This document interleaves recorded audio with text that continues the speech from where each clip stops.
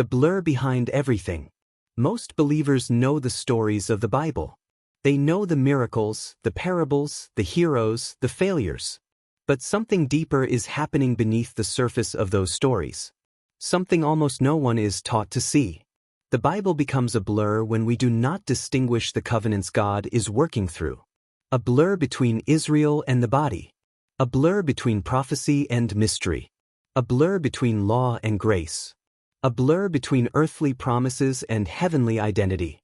And when the covenants blur, the believer blurs. Their instructions blur. Their expectations blur. Their confidence blurs. Their relationship with God becomes heavy instead of joyful.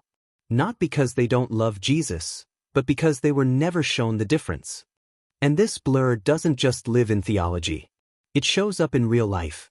In the way people give. In the way people worship. In the way people fear. In the way people interpret Scripture. And in the way sincere believers carry burdens God never placed on them.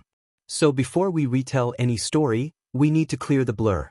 Because two people can read the same verse and stand in two completely different covenants. And that difference changes everything. The tithing woman, two people can read the same verse and stand in two different covenants. There is a woman, born again, loves the Lord, sincere, faithful. She opens her Bible, reads a verse about tithing, and her heart trembles. She hears a voice inside, "If I don't do this, God will judge me." She is not rebellious. She is not greedy. She is not blind. She is simply standing in a covenant that was never written to her. And she doesn't know it. This is the blur. Another believer opens the same Bible, reads the same verse, and hears something entirely different: give freely, not by force. Same Bible, same God, same salvation. Two different covenants. One covenant speaks of obligation. The other speaks of grace. The difference isn't the verse, it's the covenant the reader believes they're standing in. She believes tithing is mandatory, not optional, not flexible, not spirit-led. Mandatory, heaven or hell serious. She doesn't say it with arrogance. She says it with fear. And fear never comes from the Spirit of God.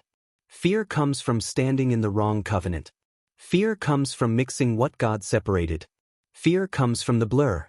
When asked to show her belief from Scripture, she tries. She opens her Bible with sincerity. She turns to Malachi, the default refuge of the confused covenant. A study Bible note. A sermon. A tradition. A verse out of context. And suddenly, a Gentile believer is living under Israel's covenant curses. Not because she's stubborn, but because she was never shown the difference. She belongs to the body of Christ. A new creation. Under grace, not law. In a covenant without curses. In a relationship without fear. In a mystery that was hidden from Israel. But she reads her Bible as if she is standing in Israel's covenant. And that is why her heart trembles when it should rest.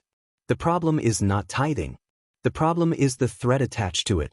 The moment someone says, "Give or God will punish you," they have stepped out of the mystery and into the covenant of Israel. A covenant she was never placed under. A covenant she was never invited into. A covenant that ended at the cross. And yet she carries its fear as if it still speaks. She doesn't need to stop giving. She needs to stop fearing. She doesn't need to abandon generosity. She needs to abandon the curse. She doesn't need to reject Scripture. She needs to stand in the right covenant.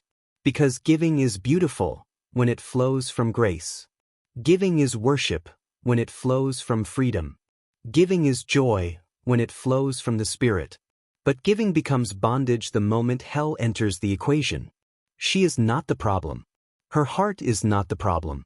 Her desire to honor God is not the problem. The problem is the blur. The blur between covenants. The blur between Israel and the body.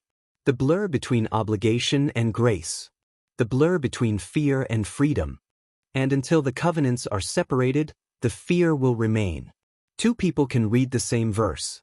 One stands in covenant obligation. The other stands in covenant grace. One hears fear. The other hears freedom. The verse didn't change. The covenant did. And when the covenant is clear, the blur disappears. and the believer finally breathes. Thanks for watching today.